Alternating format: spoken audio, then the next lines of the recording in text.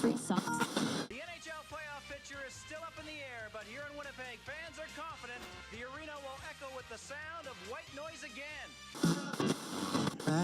Free socks. Let's go! Go, Jets, go! Winnipeg is back in the big leagues and over the moon.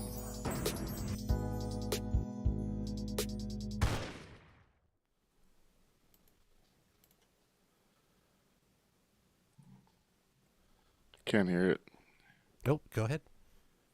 Oh, welcome back to the landing strip presented by From Financial. After an interesting vibe in-house, obviously both teams were missing a lot of key talent in this one. It's not the type of game I'm going to come in here and overanalyze as we near the real games that matter, the playoffs. But despite the loss, the Winnipeg Jets officially, with Columbus beating Washington, clinched the President's Trophy. First Canadian team since the Vancouver Canucks in, what was it, 2011, 2012? 2011, 2012. And that just caps off, as Choices TK says over on Twitch, President's Trophy capper on a great season now to the playoffs.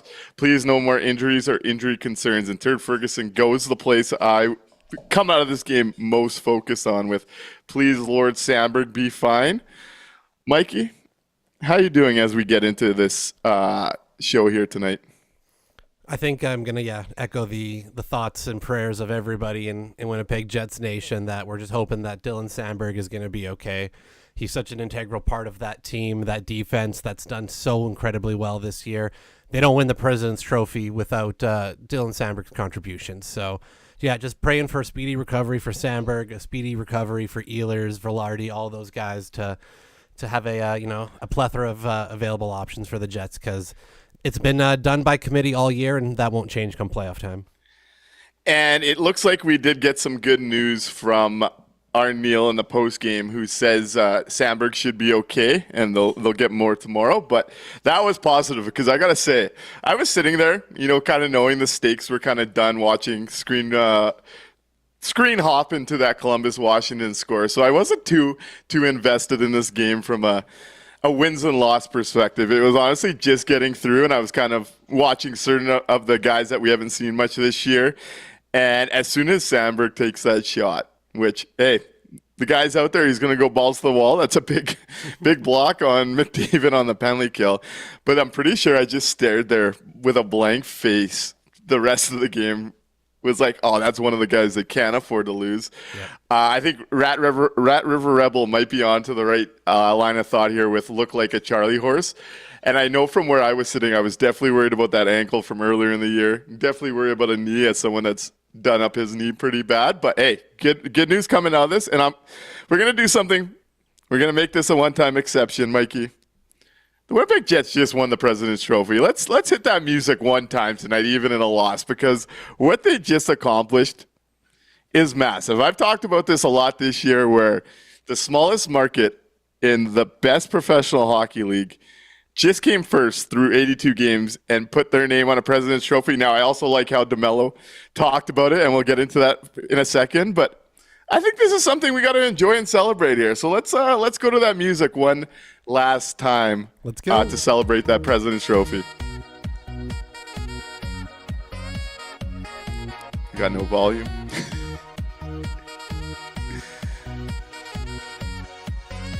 President's Trophy, Winnipeg Jets.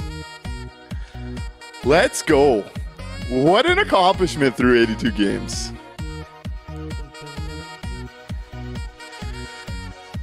Hey, here, I'll ask you your take, Mikey. Woo. I know you're a soccer guy. Over on Twitch, Fat Tony 202 says the President's Trophy should mean as much as the Stanley Cup. Soccer gets it. What do you think of that? I know you're a soccer guy. It hasn't been my sport. I don't understand how everything's kind of looked at when it comes to soccer. So I'll parlay that question to you. So yeah, it's done really different in professional soccer. Your regular season is essentially your main trophy. That is the one that is counted by most of the fans. That's the one that is kind of paid attention to the most, which is what we just saw, right? Running through the season, playing all the teams in the different divisions, playing your own division, going through, done by points. That's the one that is the big piece in professional soccer, especially across Europe. And South America as well. They also then have, it's not so much a playoffs, right, in soccer. It's they do what are called cup tournaments. So they'll have these individualized tournaments that are either done through all of Europe, which is like the Champions League or the Europa League, or you've got even in the independent league. So like in Italy, right, you've got the main championship, the Serie A, but then you also got the Italian Cup, right, the Coppa Italia. So they've got these kind of side tournaments that go on during the year that you also win championships for. But yeah, like Fat Tony says, this would be the big thing in soccer because they don't generally do a playoff style tournament. Interesting. And I've talked about it a lot this year. I do think this is a big accomplishment, and this is something I think Winnipeg Jets fans should want to celebrate. I imagine most people are feeling the same way Dylan DeMello feels, who when asked about it, pretty much talked about, hey, we're looking to be the first Canadian team since 1993 to put their name on a Stanley Cup. And the way that this team has performed, tonight notwithstanding, we're not going to beat up this game, right? Half the Jets core guys are sitting out. Edmonton was missing some guys. But it really did take a consistent effort right from game 1 through 81 to secure their name on that President's Trophy. And I do think that is something to be proud of as a fan of this team. Now, we're all in the same boat as Dylan DeMello. It's time to go chasing a cup. And Glenn Fricker points out, game by game, let's not get ahead of things. And I don't think anyone's getting ahead of things just yet. At the end of the day, I do think with what we've seen from this Winnipeg Jets team through 81 games reliably at that, there was no big peaks and valleys, which is what I really like to see from this Jets team over the course of the season, that if this team is healthy, if they have their guys come game 1, I do think the Winnipeg Jets have as good of a situation and setup as anyone to go on that type of run. Now, I'm not sure if we'll get updates on Gabe Vilardi, on Nick Ehlers, on Dylan Sandberg until game 1's coming. Yeah. And we see what's out there in warm-up. But if this team's healthy, they've earned our trust, in my opinion. I said it yesterday, and it was funny. I was sitting there in the arena today, and I just turned to who I took to the game, and I just said, last night I finally caved, and I went public saying that I believe in this team, and I'm ready to get hurt again. And then the Dylan Sandberg thing happens, and I was like, oh, yeah, of course when I let that guard down. But if this team's healthy, I really do feel different about this group this time around, and let's see where that first-round matchup goes, as it's still a bit of a race in the West to determine that. Yeah, the President's Trophy really means two things for me. One, it's locking in that home ice across the playoffs. We expect this to be a deep run. We're looking at going more than just one round this year. So having that guaranteed home ice advantage throughout the playoffs is really nice. That's really key to know that if you get forced into that game 7 situation, you're going to at least be coming into a friendly environment. The other thing is what Kenny's water bottle points out. It's not maybe what they're striving for, but winning it should give them more than enough confidence to believe they can lift the one that they do want, the Stanley Cup. They have been such a consistent group all year, like you said. They've been able to put these wins together to, again, we've talked about it all year, bank those points, right? Bank those points early on. Go on those crazy runs. Win 11 in a row, 8 in a row. Go on that best start in 20 games, in NHL history. Do those things because later on in the season, it's going to matter. And look where we are. We were able to win the President's Trophy tonight without having to get the win on the scoreboard because of all those banked points. We came into tonight's game already with the Central and the West locked up, so they were able to rest, all the guys that they could rest tonight. They played every one of their scratches. So it was so important to be good early on. They did it. It was important to be good in the middle. They did it. And they've continued to do it here. So like you said, if we have an entirely healthy group come game one, I'm not worried about any of those first round matchups. Give me Minnesota, give me Calgary, give me whoever. And Calgary is up on San Jose with 10 minutes to go, 8 minutes to go, 4-2 hockey game. So it looks like Calgary's going to stick in this race today. And we'll continue to scoreboard watch as the week goes on. I want to shout out Trevor over on YouTube. Appreciate the comment here. Great season, great coverage, fellas. On to the playoffs. And hey, as a fan base, I think we all want to go see them win 16 more games in the playoffs and lift up that cup. Just the vibes in this city come playoff time are electric. The first round sold out so fast, and I'm getting ready to go to a whiteout, all the whiteout games. I'm looking forward to the first 2 games this year. I'm going with people that haven't experienced the whiteout yet, and I'm excited to be around that with people that get to experience it for the first time. It's going to be a blast, and I'm hoping on the kind of complimenting the coverage. Again, the people that come and make this show possible, that give us your time and day, we appreciate you. It makes this a lot more fun. Obviously, I know I've had a really rough 8 to 10 months in my personal life, and this has been such a fun distraction that I'm hoping that they go on a run just because I get to be here with all of you after each game, enjoying this run to another level and continuing to do content and have this community that we've kept building. So I want to use that time to say, hey, I appreciate the kind words, and I appreciate all of you for being here. It means a lot to me, and I'm looking forward to being there every step of the way come playoffs. Yeah, this has been a special season, not just on the ice for the Jets, but for us off of it. We've gotten to do this show every game during the course of the year. We've made this great community. It was really fun to get together and meet everybody for the first time, and I can't wait to do that again with all of y'all, and I can't wait to keep going on this journey with everybody as the Jets hopefully have a deep run and maybe more than one banner to hang up next year. Yeah, we'll see what happens, and Do you think that they will do the President's Trophy ceremony on Wednesday, or do you think they'll save that for like the beginning of next year? Oh, that's a good question. I don't remember where they did it last year. I think the team gets to decide, and my suspicions is this team is so locked in on the real goal, the bigger goal, the Stanley Cup. I think we're going to see that game 1 next year. And hey, True North does a great job with ceremonies. I'm looking forward to being a part of that. But I think that this org's locked in on the Stanley, that I don't think that they'll bring in that distraction on Wednesday, though I don't know if that's a league or a team choice. Yeah, if it's a team thing, I agree. They definitely should push it to next year.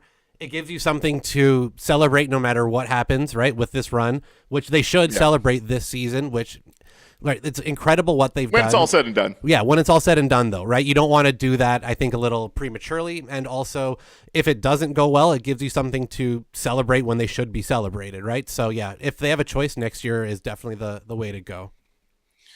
Couple more comments over on YouTube. Defense wins cups along with goaltending, says Glenn Fricker. We have both, and that's definitely been a case. This team has been a solid defensive team. We know how the goaltending's been. This is the best team in 2.0 history. That I still firmly disagree with. I know we had that debate last show, Mikey. Yep. We don't have to do it 2 shows in a row, but we have to win 16 games, and that's the goal from here on out. Also, Matt Rothman, why does it feel like Velarde has been week to week for a month and still hasn't skated? It sounded like he was close to getting on the ice. I imagine we're going to see him at practice this week at some point based on Arneal's comments here. And a guy like that will be ramping up pretty quick to play game 1, I imagine, which I'm expecting to be Saturday, probably afternoon. Yep. I guess we got to wait till the matchup's official, but we'll see where that goes. It still depends who the matchup's going to be with, right? That'll determine the different time on who it's going to be. So, yeah, it'll be interesting to see where the Jets fall. Hopefully hopefully Velarde's going to be able to get back. Scott Arniel's comments earlier today were close, not yet, but very close. So that with feels good. The time between now and Saturday, I'm hoping that we get to see Velarde at least on the ice one time to start to feel better about it. And Al Camino does make a good point, especially at this time of year. Coaches and orgs will shelter it. When Jets give an injury timeline, double it. Gilbert Marion does ask, just got here, any update on Sandberg? We'll touch on that briefly again. It's just, it sounds like Arniel said he was fine. Yes. And they feel like they avoided disaster. So that's the big news coming out of this one. As much as we're getting into the President's Trophy, we know how important Dylan Sandberg is. For me, he's a top 4 most valuable piece with how this is built. And he's a tough guy, so to see him actually stay down had me my heart was in my stomach at the rink. It was a tough one. But with that all out of the way here, what was your big takeaway watching this game? What kind of stood out to you? What did you want to talk about tonight? It's not a game that I want to overly beat up or break down. There was just so much going on that there's so many guys we won't even see in the playoffs playing on both squads. But what did stand out for you today, Mikey, watching this one? Man, pour one out for my guy, Colin Miller.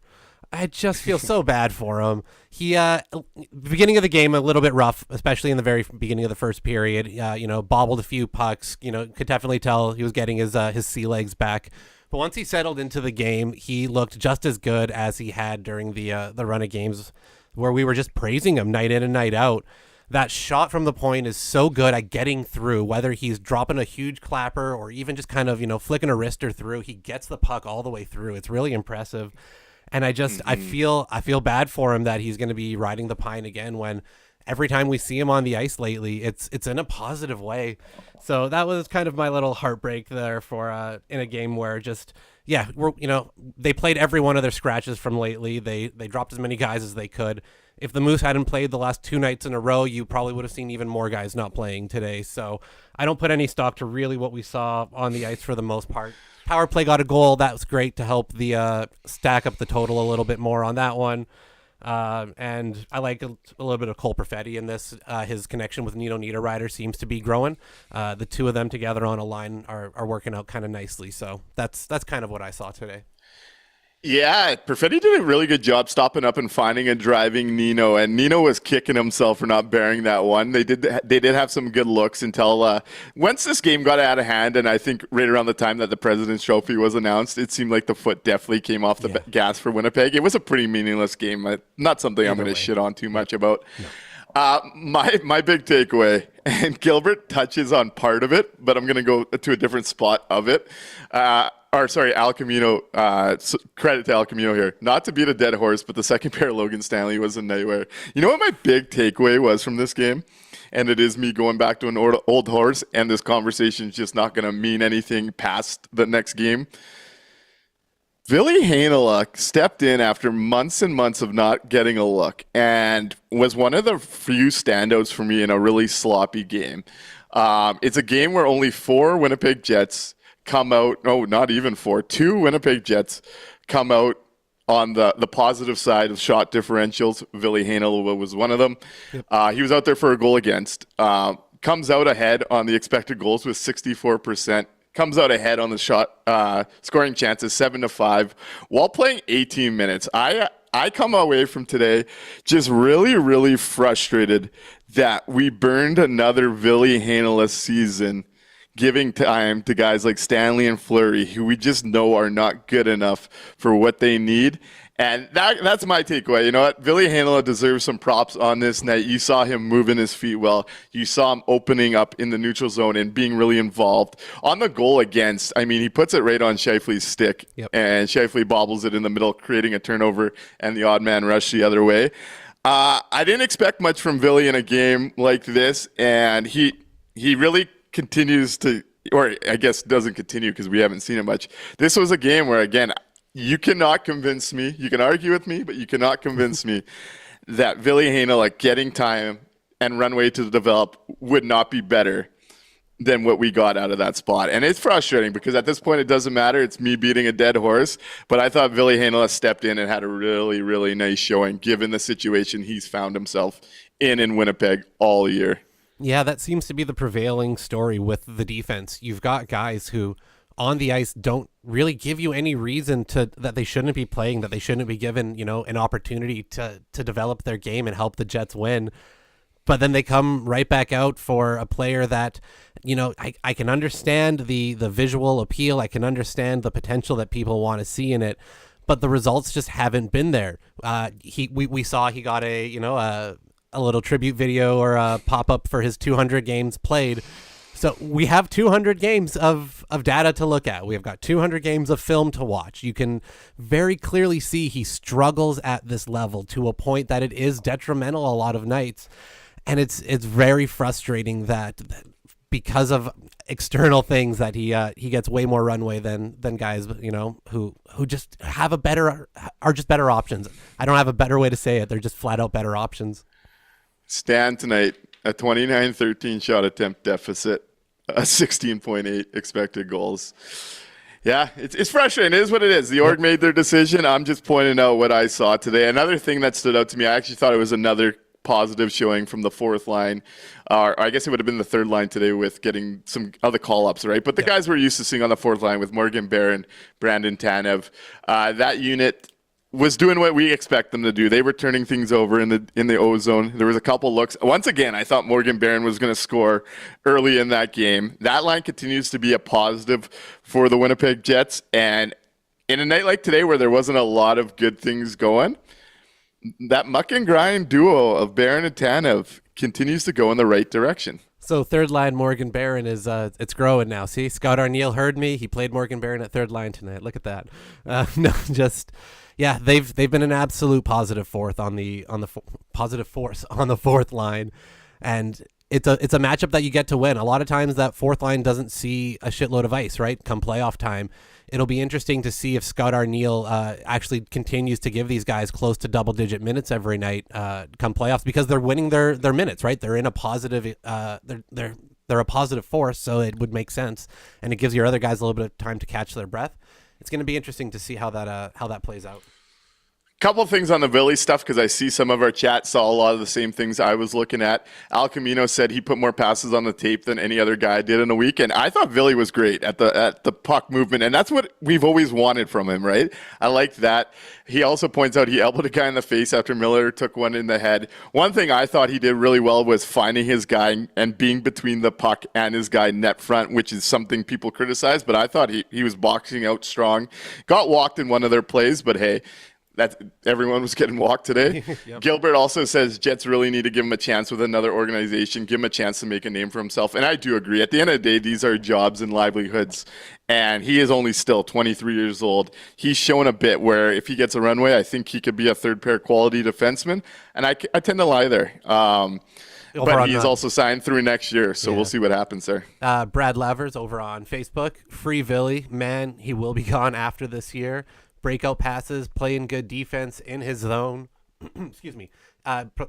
Playing good defense in his zone, gliding like the wind out there. Yeah, we agree, Brad. We agree. Over on Twitch, the real Stephen Howe, Nick and Mikey, great turnout a couple nights ago, and that was a fun night. I continue to look back. I was doing some of the clips today, and it was a fun one. Any plans to do anything for the playoffs, and any plans to go live from remote locations? Love you guys. Mikey, it's a guy, Steve. We're working on something potentially for round one as a whiteout get-together. Locally, likely for an away game, because I will be going to all the round one games. But we're looking at something. It's just not confirmed yet. We kind of want to see the schedule, see how it'll work out. But we are looking at doing a bit of a whiteout special in person, so stay tuned. We'll see if it happens. We've been discussing it with a bar, more central location. We just don't have that confirmed yet. But I would love to do that again. And we had a blast with it. So we will let you guys know as soon as possible on that. I also agree with Rat River Rebel, who put the P in his name. I like that. Oh, yeah. And the marker, 73-36-9, could play 12 minutes a night in the playoffs. And it is a line you can trust to get their job done and kind of move things over. Yep, absolutely. T. Will asks, is it in Billy's contract that he's only allowed to play in the NHL if it's beside Logan Stanley? He needs a better agent. Caleb asks, Central Lake North End, more towards downtown Exchange area. We shall see. TBD. Al also asks, will Slick be making an in-person appearance on the post-game stream? And hey, Slick, we might have to talk about that. Slick's in town as of this week, and I'm excited to get to take him to game one. I think he's going to the game on Wednesday to get a regular season game in there. Hell yeah. And if we can do some kind of content, I'd love to get Slick involved with the show while he's in town. We'll see if we can pull that off. The real Stephen Howe asks, what do you think was our biggest downfall tonight against the Oilers, and what do you think we could have done better? Mikey, I'll let you start there. Biggest downfall, personnel. We were just missing all the guys that, make this team move. No Josh Morrissey, Dylan Sandberg going down and not playing the rest of the game. No Nick Ehlers, no Gabe Vilardi. The list goes on and on. So, yeah, I think it was just the and I know Edmonton was missing guys too, right? But they're pushing a little bit more. They're still playing for something, right? They're trying to stay ahead of the Kings, and we didn't have anything really to play for tonight. So I think it was just one of those nights where everybody was trying to get through it without an injury. Unfortunately, Sandberg didn't escape that entirely, but hopefully, from the sounds of things, he'll be okay. Yeah, this looked like a going through the motions type of game. Everything's clinched up. Everything that they wanted is clinched up. And I kind of agree with Caitlin. The team stopped playing after Sandberg went down. You saw a noticeable step back, though I thought Edmonton was already kind of taking it to them. And Edmonton does have a lot more stake in this game than Winnipeg, as they're still jockeying for that home ice versus LA. Big game between those two tomorrow on the back-to-back to kind of get that going. But I think this was a game that the Winnipeg Jets came out. Their business was taken care of. They're missing a lot of key guys. Puck control and puck management was pretty sloppy all around. It didn't look like a group that was overly interested. And hey, they just accomplished such a massive feat that I can't beat that up. At the end of the day, everything was clinched. You want to just get through this one. It's on the schedule. And I will say the one thing, and it was nearly impossible for the Jets with this roster to contain them. B. Sarge kind of points it out. It looks like a preseason game, and that was kind of the vibe going in. The one thing that really stood out, and of course, when you don't have those guys, he's going to stand out even more. It is an absolute treat to watch Connor McDavid. Oh, God. And he showed up in this one ready to make a statement. He was all over the Winnipeg Jets, creating in every aspect. There was times, man, he'd lose the puck and stop up like nothing. You know Connor McDavid. At some point, a guy like that just walks on water on the ice, and he's playing a different game than everybody. And I thought this was a night where he really, really stood out in that regard. So, hey, hats off to Edmonton. They had more to play for in this one. The Jets did their business. As Gilbert said, they won all the banners, nothing to play till Saturday. Let's go. I imagine we see a similar type of effort out of Winnipeg on Wednesday, and that's more than okay. That is just where we're at in the schedule. Game 83 on, playoff game round one. Game one is what we're worried about at this point. We're just here for the vibes and the conversation until we get there. Yeah, now that everything is locked up, and they're going to have a couple days off in between, the Moose are going to have a day off in between. If today looked like a preseason game, then the next game's going to look like a Young Stars tournament. Like you're gonna just be seeing just so many of the Moose guys called up at this point. The scratches are going to get to play.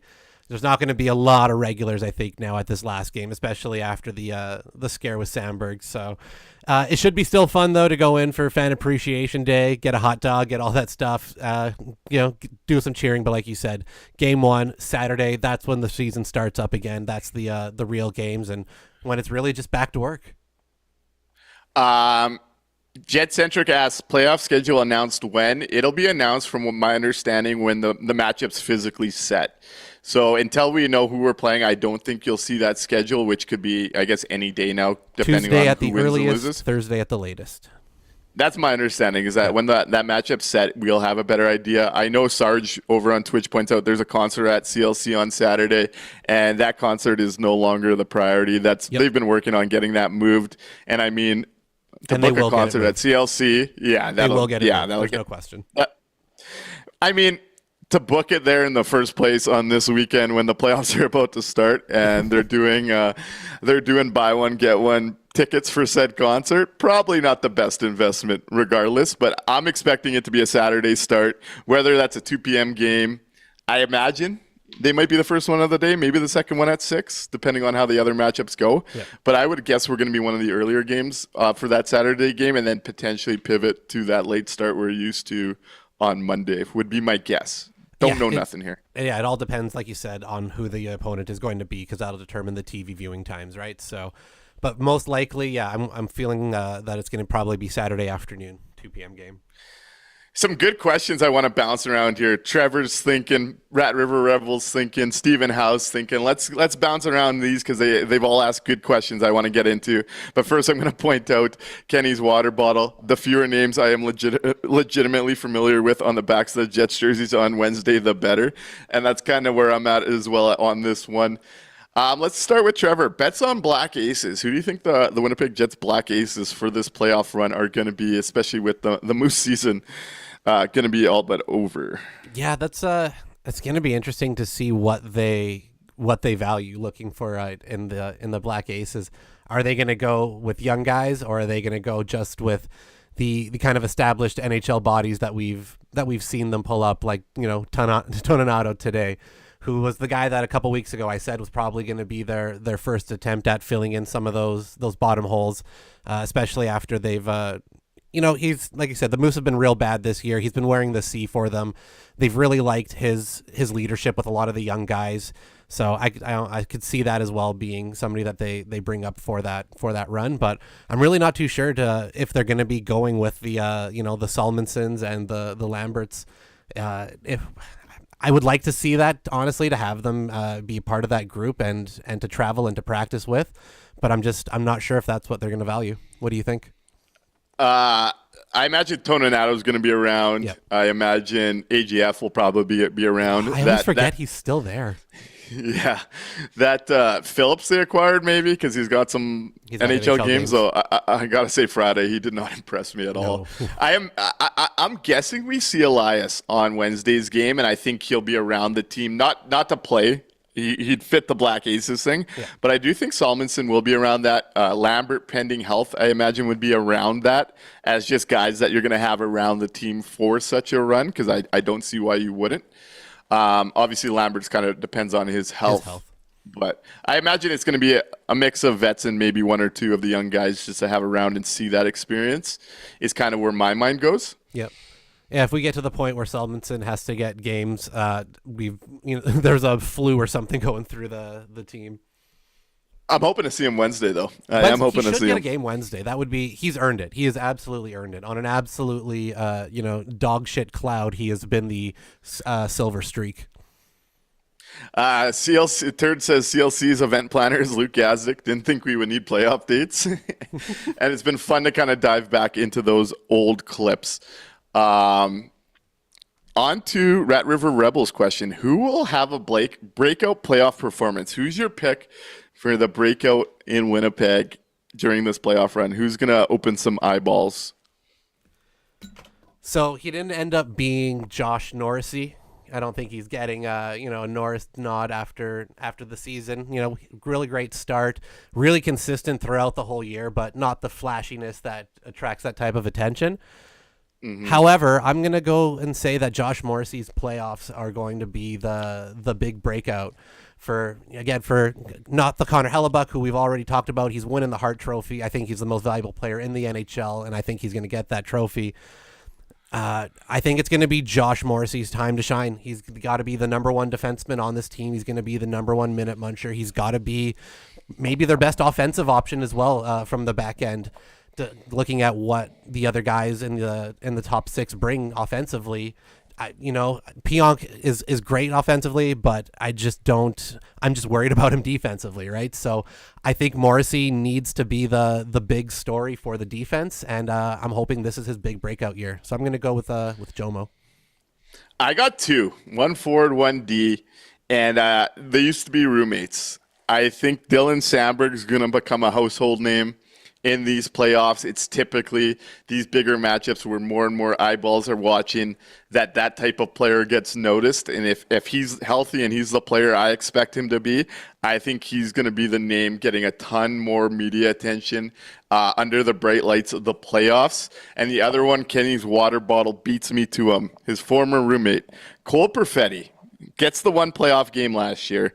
We've seen how his games rounded out. I think he's going to make an impact that's kind of remembered after all the debates around him. I think Cole Perfetti will be the other breakout performer for Winnipeg this playoffs. When you're looking at expectations, like I have certain expectations of guys like Scheifele, Connor, Velarde, Nino, Lowry, and whatnot. I have certain expectations of Morrissey where I just expect him to be great. I think those are the two that are going to change people's outlooks from where they might rate those guys at this time. Yep, absolutely.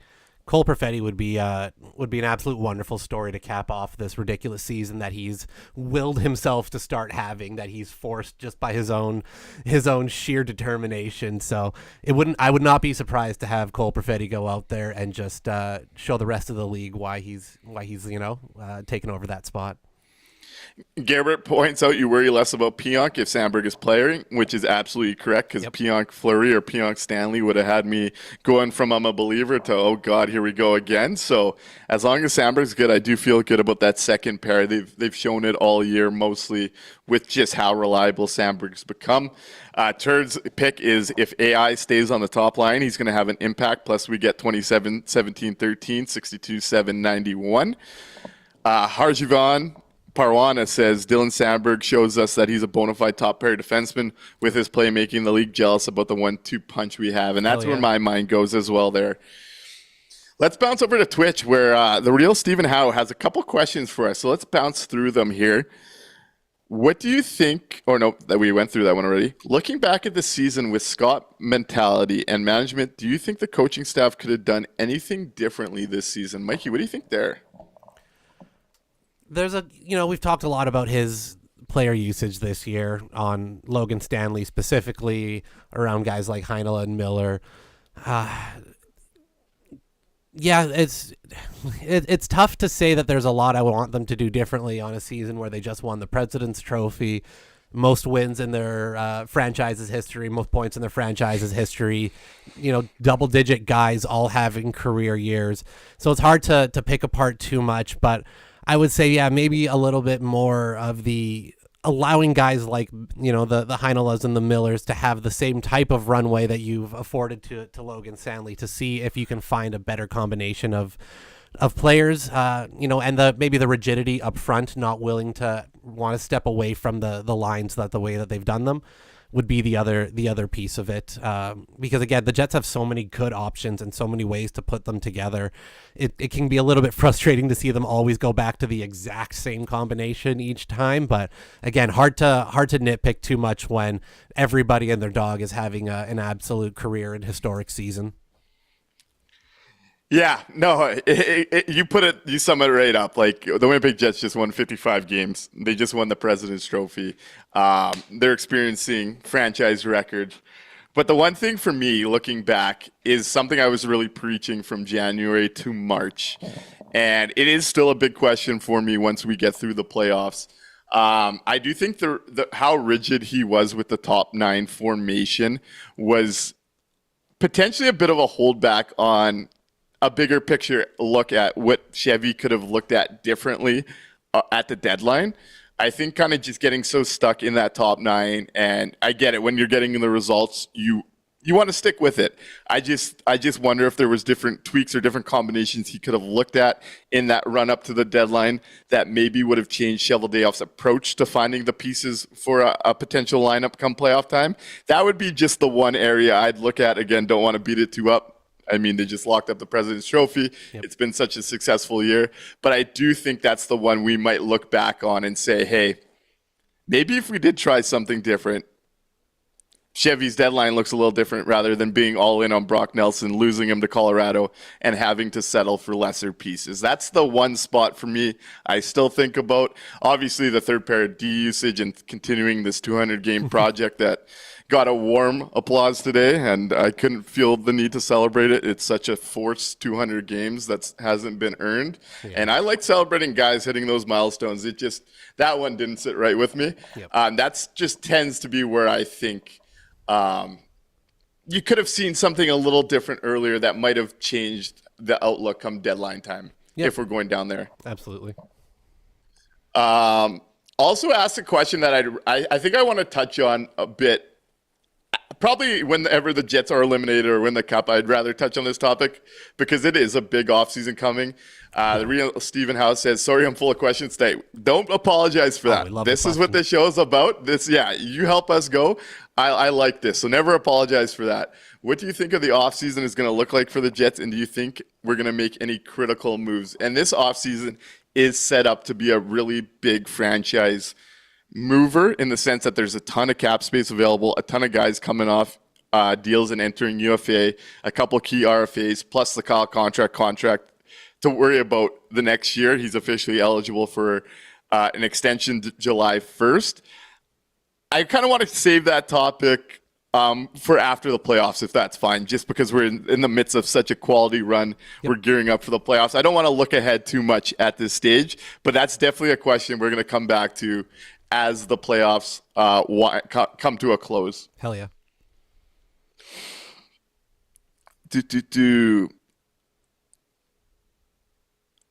Jet-centric points out on my kind of takeaway on where's an area we could have done differently.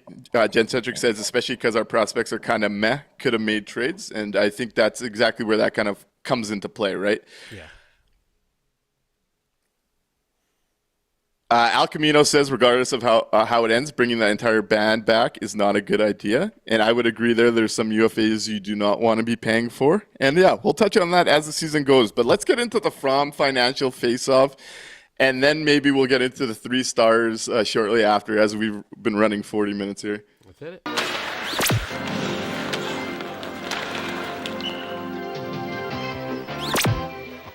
Right on. If you're in the chat, we want to hear your From Financial Face-Off. It could be from this game. It could be from the season as a whole. It could even be, you could be thinking ahead. What's the From Financial difference going to be come in the playoffs? Maybe that's how we'll approach it after game 82. I think Wednesday we'll do like a postseason prep episode rather than breaking down a game that's going to feature the Anaheim Ducks and Winnipeg's B squad. Maybe we'll do that for the From Financial and game on Wednesday. We want to hear what you think is going to matter the most in the playoffs. Mikey, where are you going with it tonight? So for tonight, I'm focusing it on the President's Trophy itself, on how the Jets got there. And I'll sound like a broken record because we've talked about it all year, and I'll talk about it this one last time. It was so important for the Jets to be consistent early on and bank all of those points. Those games at the beginning of the year when we were on that fun run, 82-0, when we were wondering if that was ever going to stop, if the Jets were ever going to lose, when we were setting NHL records for historic starts, we were winning game after game. We won games we didn't deserve to win. We won games that we dominated. We won close ones. They won it in every way possible. They got contributions up and down the lineup. And we talked about how important that was going to be come this part of the season. And now we're at a spot where we locked everything up with 2 games to go. They really didn't have anything to play for today. They got the trophy by Washington losing because of all those banked points. And for me, that's the difference this year as opposed to previous years where they've gone on just some hot runs and banked a few points but haven't looked all that great. This year, they've done all of the work and they've consistently looked like the better team. So that's my From Financial Face-Off, the difference in the consistency this year. I want to point out Caitlin's comment, which I agree with completely. Honestly, if we win the Cup, I could care less what happens for the next 3 years. And that's exactly where I'm at. It's part of why I want to keep this offseason combo to the back burner for now, because that's exactly right. If this team puts up that level of a banner, has a parade, I don't think we're going to care for a little while. Yep. Jet-Centric's From Financial Face-Off was meeting Mikey. He can now confirm he's no longer AI. Turd's From Financial Face-Off is bubble wrapping the core until game 1. Yep. My From Financial Face-Off, I went the consistency route last game to lock up the Central Division and lock up the Western Conference. I'm going to kind of follow your lead here as talking about how we arrived here, how we got to the President's Trophy now, and how they've kind of kicked a narrative that's followed them for years here. The one thing about the Jets, and it was one thing, especially around Christmas, I was starting to wonder about a little bit, might have been early January, was we've seen them have hot starts. Now, they've never had a 15-1 hot start. That was just incredible. But we've seen them be such a good first half team for so long and then kind of sway their way into mediocrity as the games got tighter, as they got closer to April, as they got closer to playoffs. The From Financial face-off difference this year for me is the Winnipeg Jets taking a hot start that saw some pretty flawed ways of getting there, right? You were talking about winning a bunches of games that they maybe didn't deserve, which was something we've seen in the history of this team that was always frustrating because come playoffs, you're not going to win like that. My From Financial face-off difference this year is the fact that they took that base from the first half and really built on it and excelled down the stretch. That has even a pessimistic guy like me believing it's different this year. The Winnipeg Jets are entering the playoffs at a peak level, especially in their defensive game. We know what the goaltending's like. They're playing hockey at such a quality level. They've been, if I'm not mistaken, the second best team by 5-on-5 expected goals since the Four Nations break, which is 25, 26 games, which is the sample you want to see. Yep. They've generally stepped up this year down the stretch rather than wilting. And that is the difference for me as being a believer that this could be a real run versus what we've seen in years past. So that's the big step up this year. It's been fantastic to watch. Trevor points out no big dip this year for sure. Felt different this season. And we didn't see that dip come. Anytime they dipped even for a game, they responded really well the next game, whether it was a win or a loss. This team has learned to roll off those losses, get back to the structure that they play so well in, and build off of it. We talked earlier, right? A couple of years ago when Bones reamed them out, it did not go well. They fell flat from it. They didn't respond to it. This year when Arniel finally reamed them out in January, as we were talking about a couple episodes ago, This team responded with an 11-game win streak. It does feel like mentality-wise, mentally, seeing the DeMello comments tonight, that this team finally gets it, and we're about to learn a lot about them getting it this playoff run. I'm excited to see where this goes. Yeah. When you look at the first game in Utah, right? Maybe their worst game of the season up to that point. Then they rattle off an 11-game win streak. They just know how to bounce back now. They don't get bogged down the way that they used to, and it's felt different all year long. It has felt different. This has been. It doesn't feel like the fraud squad it doesn't. This group feels legit. They feel like they have this down. They know their system. They know their role. They know what they're supposed to do out there. And everybody seems to be finally pulling in the same direction. So yeah, I'm excited for this playoff run, especially if we get anything remotely looking a healthy group. Question from Lucas Trapp. Did the Jets lose more than 2 in a row? They've lost 2 in a row on 5 different occasions, one including a 3-game losing streak, one included a 4-game losing streak. But compared to years past, like that's when you think about 81 games, that really is incredible when it breaks down that way. They had 3 winning streaks of 8+, including an 11-gamer. Like the good far, far, far outweighed the bad this year, which is a huge development for this team. Yeah.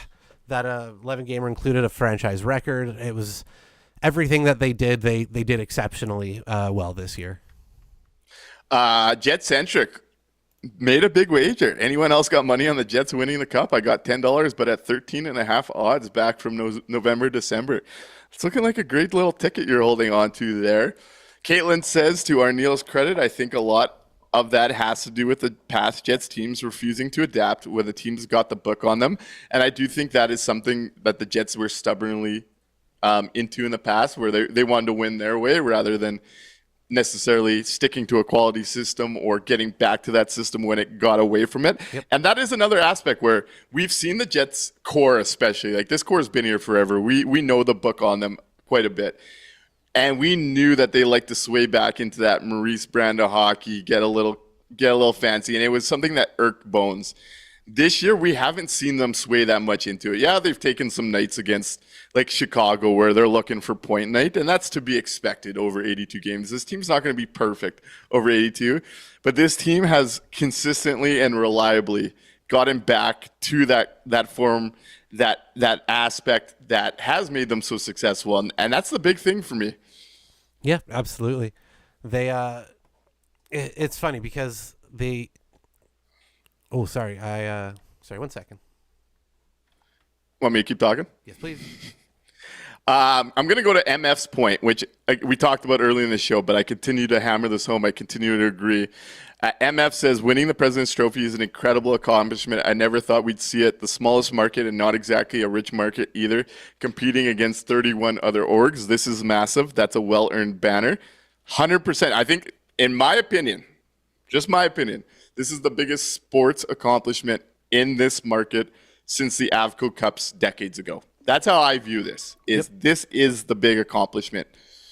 Yeah, the NHL is. We talk about the playoffs being the best because it's got 16 games that you have to win, the 7-game series. It's a grind. It's best on best, right? That's why a lot of people really like the NHL playoffs. The NHL season itself is a grind, right? 82 games is a lot of games. It's the toughest competition in the world. And like it's pointed out in the chat, this is the smallest market in the league. So to go out there and put a group together that can consistently go out and win for 82 games like that is absolutely tremendous. It's such an accomplishment. The banner's going to look wonderful in Canada Life Centre next to the Stanley Cup one we're going to put there. I sure hope so. Gilbert says it's an amazing accomplishment winning the President's Trophy. Smallest market. No one wants to play here.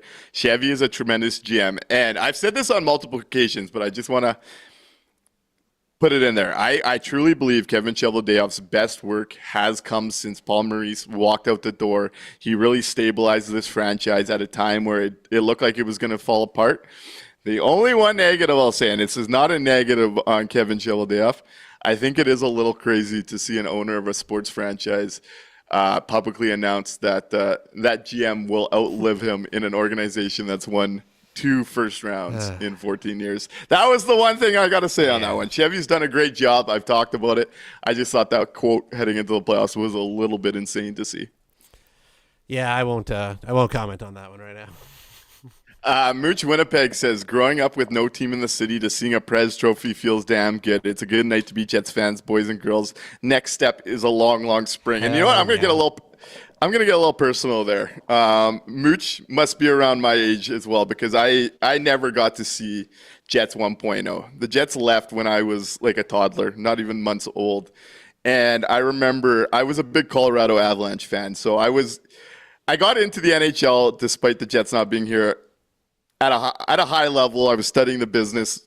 I was really ingrained to the Avs. And I would always tell my dad, like, the Jets are going to come back. At some point, it's going to happen. They're going to be back. And I was always told, like, it's just not going to happen. My dad got kind of turned off by the NHL when the Jets left. He'd watch it because I'd watch it kind of thing. And I still remember the day when all those rumors were circulating and then the announcement came, going into a grade 10 provincial exam, spending the minimum 30 minutes or whatever, answering as many questions as possible, and then heading down to the Forks.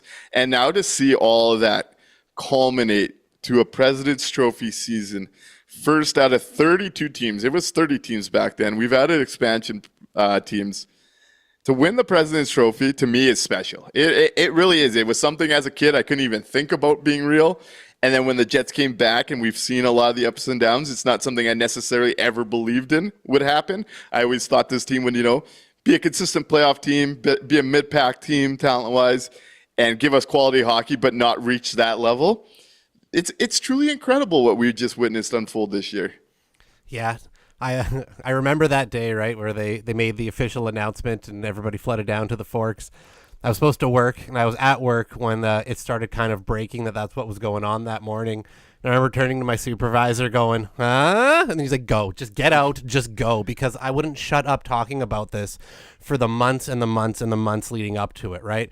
Following every fucking little twist and turn, following fucking the Goldwater Institute to see if they were going to bail out the fucking Coyotes for the 14th time, and private money and public money, who's going where, the Atlanta Spirit Group all trying to strangle each other because they're all fucking like, it was just this absolute crazy, hectic, wonderful thing to all come together. And then, fast forward all these years later from those Southeast Division days, getting scored on by Ovi 17 times a game, watching Pavlik float around, to now Connor Hellebuck having the best season by a goalie in 40 years, having this team win the President's Trophy, hopefully go on a long run. It's absolutely incredible. It's such a feeling. The city deserves it, and I can't wait to see what the spring has in store. And as you touched on a couple of shows ago, Frosty Winnipeg says, as they say, you can't take it away. Banners, trophies away from us no matter what happens. And no matter what happens in this playoffs. And I believe it's going to be a run. We're going to look back on this season in a positive way in a few years when we're sitting in that rink looking up at finally having NHL-related banners in the old rafters up there where you look up and see a lot of Moose-related stuff. It is going to be something that we're going to sit back and look at as time passes as a lot of fun. Kind of like we talked about with the Hellebuck stuff, that we're witnessing history in real time. The Winnipeg Jets organization just pulled off a real big piece of history, and we're still living in that moment in real time. It's special. It really is. Yep, absolutely. MF says, the generation that grew up with the Jets not being here totally get how they'd make other teams their favorite team, but it's crazy that the NHL here seems like an aberration. And yeah, and I'm somebody, I will not wear an MLB hat, whether I like the look of it or not, if it's not a Blue Jays logo. I will not wear other teams' merchandise in the NHL if it's not the Jets. So for me to leave the Colorado Avalanche was like a big deal to how I am with like sports teams. But as soon as Winnipeg was coming back, it did not matter. I was getting all in on this. It was something special. It was something I could not wait to be a part of. And then in a year like this, I become a first-year season ticket holder, can afford to make that happen, and this is what I just got to witness. And I got to go to almost half the games in this season. I'm just overjoyed with how this has all played out for me personally, growing up without a team and ending up here today. Yep, absolutely. I was kind of in that middle spot where I was a kid when the Jets left. I remember them leaving. I remember being heartbroken, how sad it was. And then I had to find another team, right? There had to still be hockey. That's just kind of the way that it went. So it was so tough to see them go, to have that heartbreak, and then to kind of you just kind of have to move on, right? Like any type of loss, you just have to kind of pick yourself up and keep going. And to see them come back, it just, like, it didn't feel real. It didn't feel like something that would ever actually happen, no matter how many times we had the rumors, no matter how many times we were close, no matter how many times there was, there's a press conference booked, and then nothing happens, To have it finally happen, to have Bettman show up, to have Bill Daly show up, to have that announcement, it was just, it didn't feel real. 15 years later, it still doesn't feel real. When we go to hang up that banner, it's still not going to feel real. It's all kind of like a dream, and I hope it's a happy one. MF says, hundreds of more important things in life, but this is special. Rally around this as a city. Let's fucking go. Yeah. And that's the thing, right? Like, as much as we come to a show like this, sometimes we'll get in heated debates. Sometimes we'll shit on certain things. Sometimes we'll really prop up certain things like we're doing tonight. At the end of the day, and I've really learned this especially well this past year, there is a lot more important things in life. And this is something that is a great distraction from a lot of those things, a great thing to be proudful of. And in a city that does have its issues, does have its struggles, is the smallest market for a reason, I don't see a city like Quebec City ever getting a team again, despite that narrative continuing to flow. The Winnipeg Jets really got in at the perfect time and are still here at the perfect time. That it is fun come spring and summer when this city does rally around the whiteout parties. You have the group chats all of a sudden picking up and saying, where are we watching the game tonight and stuff. This is the sweet spot. This is the joy that you could find in life. That is a distraction. And let's fucking go and rally around this as a city is right. Yeah, sports, it gets lost, I think, a little bit because of the commodification, the shopping behind all of it, the money behind all of it. But at the heart, right, sports is about community. It's about getting together. It's about finding that common thing to cheer for, cheer against, scream, boo, argue, fight, come together. It's powerful, and I think this is one of those times where, we can really rally around it. We can kind of get the community portion of it really highlighted, because that's what it should be about. It should be about everybody crashing together to watch these games, thousands of people piling into the streets to be there to celebrate. And it's going to be real special when they go on this long run. And I'm going to shout out Mooch's comment. Then let's move into the 3 stars of this one. Mooch Winnipeg said, well said, boys. Legit get goosebumps thinking about skipping class to head down to the Forks. How the hell was that 14 years ago? Lord. And I feel like that's half a lifetime ago at this point, which is just crazy to think about. But here we are enjoying it at its peak. And that is what is special. Yep, absolutely. Let's go into the 3 stars and take off until Wednesday. And Choices TK says, civic pride. A small city is on top of the league when a team in one of the biggest cities in the world, New York, can't even make the dance.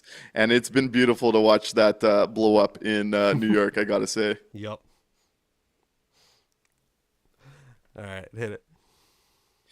Kenny's water bottle. We'll get into how we discuss the better matchup for the Jets in the first round. We're going to do a bit of a playoff episode, playoff preview. Wednesday's post game, we'll dive into all the playoff stuff. We talked a little bit about who we prefer last episode, I think, or did we just have talked about who we would rather avoid? Avoid. I'll leave it to you. I'll leave it to you, Mikey. Let's go there, and then we'll get into the 3 stars. Right on. So I think for the Jets, the better first round matchup, I'm still banking on it being Minnesota. I like the way that the Jets line up against the Wild. I'm not afraid of their returning stars. Kaprizov and Ek coming back I'm not that worried about it, even if it happens right away. I think the Jets are going to continue to have success against Minnesota. The style just works. So I'm hoping for the Wild, especially because I think that'll be a short series for the Jets. They can get a little bit more time to get healthy and geared up for what's going to be an absolutely brutal second and third round. I'd love to see Calgary sneak in because I think the Winnipeg Jets would really run through Calgary this year as well. If it's between the Wild and Blues, I was worried about the Blues until that last game. And the one aspect that's really worried me about the Jets in the past is just the top end talent level. And I do think the Winnipeg Jets do have more top end talent or more talent throughout their lineup than both. I think the one thing with the Wild, and they're now adding Boom out of the NCAA, so they're getting a little roster boost potentially, depending on how he transitions. I think the one thing about the Wild in this series, and I think it would be a lot of fun for the fans, is the rivalry that's been built up there. And the Winnipeg Jets have big brothered the Wild for years now. It's been, 2 or 3 years since the Wild have even beaten them. Yep. And you'd get a little bit of social media spark out of that one. So I'd like to be a part of that and bearing the Minnesota Wild faithful. At this point, with the Jets locking up first, as long as they're healthy, I feel comfortable with the 3 teams that they could play. Now they need to be healthy, and we'll see where that goes. But if they're healthy, I do like the Winnipeg Jets this year in the first round with either of the 3 opponents. Yep. As Turd Ferguson says, matchup don't matter if we play our game in round 1. All right, let's get into the 3 stars. Who's your 3 stars? I think I'm gonna do a 3 stars on the regular season this year. I'm gonna do just for tonight's game, anyways. Just because. So my 3rd star for tonight's game, again on a night where a lot of guys weren't playing, real soft game, just kind of overall. I still really liked Colin Miller tonight. I still really liked what I saw overall from his game, especially offensively. I still think he's a weapon back there and a better option on that 3rd pairing. So I know he's probably not going to see the ice again after Wednesday, but I'm going to give him a star just because at number 3. Number 2, Nino Niederreiter. I like the way that his game looked tonight, especially alongside my number 1 star again, Cole Perfetti, who's been my number 1 star most games, I think, this year. I'm not going to pretend like I don't love everything about the way that guy plays. He's been fantastic, and that burgeoning connection with Nino Niederreiter has been really good in the absence of Nick Ehlers. So on a night where there was really nobody shining all that much, I thought those 3 guys still had a decent showing. Yeah, I'm going to keep my 3 stars from the season till next episode, actually, as it's the season wrap-up. Let's go today and reward some guys off the map here. I do like Frosty's star, just jumping in real quick, giving Dan Robertson a star. I really like Dan Robertson since he's been here. Is that 3 years now? I think that was an absolute steal to get him as our play-by-play guy. So, yeah, totally agree, Frosty. Let's give Dan Robertson one honorable mention. Yeah, I'm a big Dan Robertson guy. He's got such a good feel for the big moments and when they're developing. He's such a steady, calm influence. And so when he's excited, something big's about to happen. I do like Dan Robertson as well. So we'll give that there. Lucas Trapp gives out his third star to the Columbus Blue Jackets, who we're going to get my honorable mention for putting this thing over. On this night, I'm going to go third star. And I'm going to make it Mason Appleton. Ooh. I like that line today. I'm looking to reward people that we don't normally reward. Hell yeah. I like that trio today, and he's going to wear some of that. So we'll go Mason Appleton. Second star, I'm going to go Morgan Barron, who just continues to impress me up the middle as the 4C. Again, I thought he was going to score again in this one. He gets to the hard areas. He's using that body. He gets to the net front, and he's hard to move from there. I like Morgan Barron for the second star. And first star, I'm going to reward Ville Heinola. Stepped in after months and months of not playing, and I thought he delivered a really quality game for what you would expect. He was moving the puck well. He was getting around in space. Obviously got walked on that one. The goal against that comes out on him. He puts it on the tape of Mark Scheifele, who gives it away in the middle of the ice. Ville Heinola's had a tough go at it. Ville Heinola continues to be someone I think the Jets would have found a player in if they gave him some runway. Ville Heinola is going to get my first star in this one. Hell yeah, I love that.